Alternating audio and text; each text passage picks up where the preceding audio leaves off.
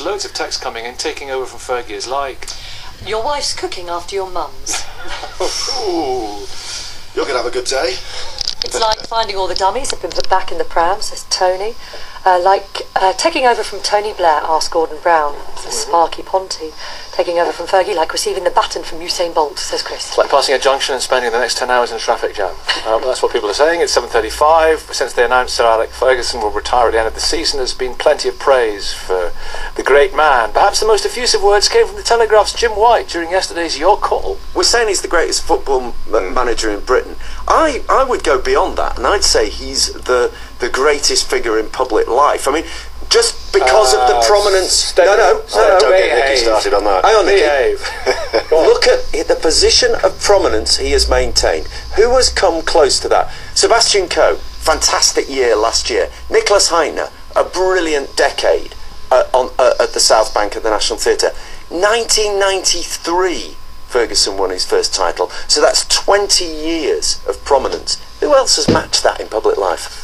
What an interesting question. Graham Stringer is the MP for Blakely and Broughton in Greater Manchester. Good morning. Morning. Morning. And he's calling for Sir Alex to be appointed to the House of Lords. He's a Manchester United fan. Colin Shindler is historian and author, wrote the book Manchester United Ruined My Life. He's a Manchester City fan. Colin Shindler, good morning. Good morning. Graham Stringer, House of Lords, maybe United Nations Special Envoy. I'm not sure Sir Alex's future is as a diplomat, actually. but certainly, given his prominence, I think he was just underestimated in that contribution, because he's been at the top of British football for 30 years. He did extraordinary things, breaking the domination of the Glasgow 2 in Scotland. So if you look at other areas of politics, civil service, business, somebody like that would have been straight into the House of Lords, because his success and the contribution he's made deserves that. As a working Labour peer? Yes. Yeah. I mean, he may not be a diplomat, but I'm sure he could make a contribution in a future Labour government. Yeah, but he uses private healthcare, is that a problem? Well, there have been other people in the Labour Party who use it. But there's always a fuss about it. There's always a bit of a fuss about it in Labour. Colin Shindler, what do you think? I think Graham Stringer has made a brilliant case for the abolition of the House of Lords. I agree with that, Colin, but it's there. We are where we are, that's what that's right. Well, the loonies that are there will be joined by another loony, so it makes no difference, really. What do you mean? What do I mean? I think the BBC's sycophantic, crawling attitude... Sycophantic, I like that, yeah. Towards us has been an object of derision among most people in the country. I think you've misjudged this badly. As have all of... Look at the front and back page of every single newspaper as well. Well, it's the media. It's a media Sky, conspiracy. Is it? Oh, it is. Why is it so badly misjudged by the media? Because I do think, I mean, quite honestly now, joking apart, I think you'll find that he's a very divisive character, and you'll find that, rather like the death of Thatcher, I mean, a lot of people didn't like him and don't like him and don't respect him, and agree entirely that his achievements have been legendary and magnificent. And as a football manager, fine, but his behaviour in the way he got there is not exactly creditable. In what ways? I mean, I'm very happy to lay it out, but I mean, I think everybody knows. Couple of examples? He's a bully, and he's a hypocrite. You know, I mean, so suddenly silence on the BBC. No, not at all. I'm quietly listening to you. Why a hypocrite? Because all that stuff about it was marvellous when they got knocked out of by Real Madrid. Just joy amongst most of the country. And of course he's so distraught he can't actually bring himself to come out of his room. Distraught is not a word you would normally use with Alex Ferguson. And of course his attitude of referees throughout his managerial career. And yet we're supposed to be supporting of this respect campaign? I don't think so. It doesn't come from him anyway.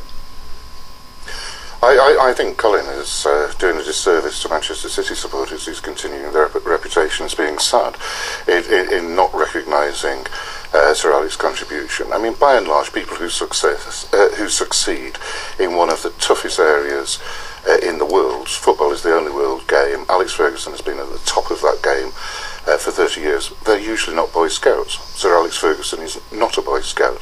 He's tough, he's hard, he's taken difficult decisions, he's had to stand up for Manchester United when, unlike today, much of the media has been against it.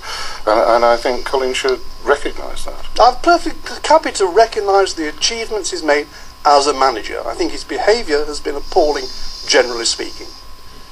Well, I think you have to recognise the achievements. As I say, I don't think one is recognized recognise him as a Boy Scout. It's a rough, tough world out there in football with some very nasty people.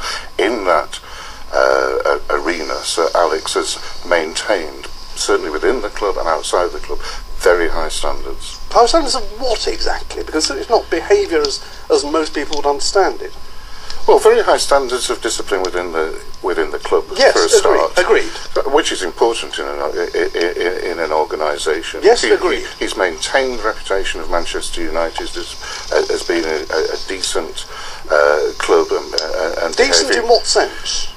Decent in the sense of the way they treat people and the way they treat the fans and the way they relate to the fans. He relates to the fans. He's always respected them. They respect him. With all the difficulties of the ownership of Manchester United, that is an extraordinary achievement. So one can go on and on. And I do think, Colin, you're being very sad and continuing a streak of despair when you shouldn't have that despair as a City supporter, Colin Shindler, with all the money you've got. Well, I just think it's a shame that David Moyes is taking over, and I'd rather hoped it would go to Darren Ferguson, because he'd have United in League One before you turn round. Well, thank you both very much indeed. It's been a joy, Colin Shindler, Thank you so much. and also Graham Stringer. Graham, it's all right. Calm down. You're looking a bit upset by what you've heard. But let's talk more about this. Let's talk about whether we have lost our sense of perspective. Texter Mick says the story has one fact: he's retired. The story isn't developing and won't until his replacement is named. There are other important stories. Let's ask comedian Kate Smurthwaite what she thinks. Good morning, Kate. Morning to you, Nicky. Is David Moyes the right man? Well, first of all, I have to start by saying that I'm not against football. I play football regularly. I go and watch a few games a year. I'm not particularly a Man U fan. I usually go to Ipswich, but to be honest, more often I go and see the national team playing or whatever. I enjoy watching the game, but my view is this: is that yeah, it's news, it's sports news. Fine, put it on the back pages. Fine, cover it in the sports bulletin.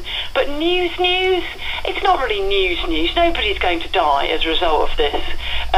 So my feeling is, let's cover the real news and let's leave this to when it's time to talk about sport. Do you think he can hang